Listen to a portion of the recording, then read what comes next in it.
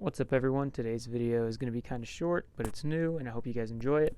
It's going to be covering the tragic murder of WWF legend Bruiser Brody that happened back in the late 1980s, and I hope you guys enjoy it, but let's get right into it.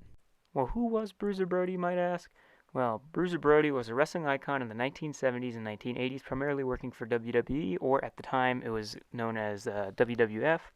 He gained worldwide attention and fame, though he was feared in Tokyo's Korakuen Hall because he beat anyone that came in his path during his time with both All Japan Pro Wrestling and New Japan Pro Wrestling.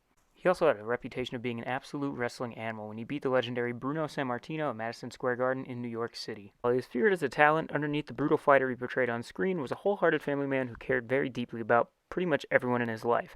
Sadly, in 1988, his life came to an unfortunate end. Let's take a quick look into the life of Bruiser Brody and the events that unfolded prior to his death and his sad and untimely death in 1988.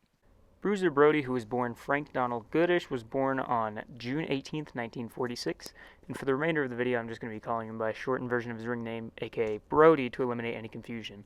Brody was 6'8", so you know he ate his vegetables growing up, and was a pioneer of the hardcore wrestling scene. As you can see on Brody's forehead, he wore a mural of vertical scars from all the times he would blade during a match, which is a simple term for introducing blood into a match. On the night of July 16, 1988, wrestler Invader 1, or Jose Huertas Gonzalez, asked Brody to follow him into the shower room of the locker room to discuss business.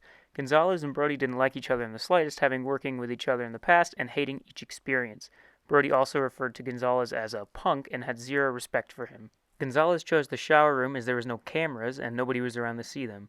Then Gonzalez stabbed Brody in the stomach, which led to Brody releasing several screams loud enough to get the attention of the entire locker room.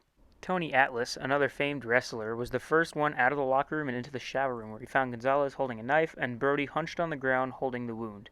The locker room apprehended Gonzalez and called paramedics.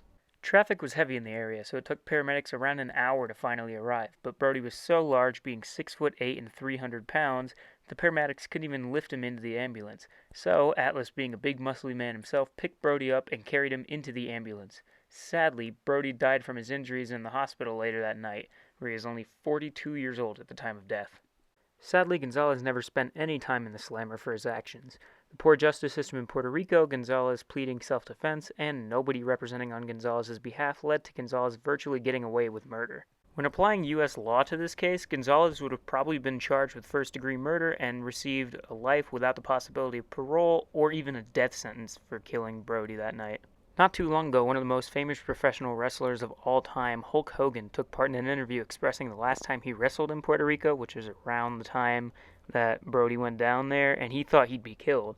In fact, he even told Brody not to go down to Puerto Rico for the event that he took part in, but Brody wanted to take part and then ended up getting stabbed to death in the end of it. In 2019, Bruiser Brody was inducted into the WWE Hall of Fame, which is rightfully so because he was a great athlete during his time. Alright guys, I hope you enjoyed the video. If you did, make sure to like, follow, subscribe, do whatever you want to do. I'm going to be making a bit more content like this involving other serial killers, true crime stuff, aviation crashes and disasters, as well as just aviation business stuff like I like to do. Yeah, and I'll see you guys in the next video.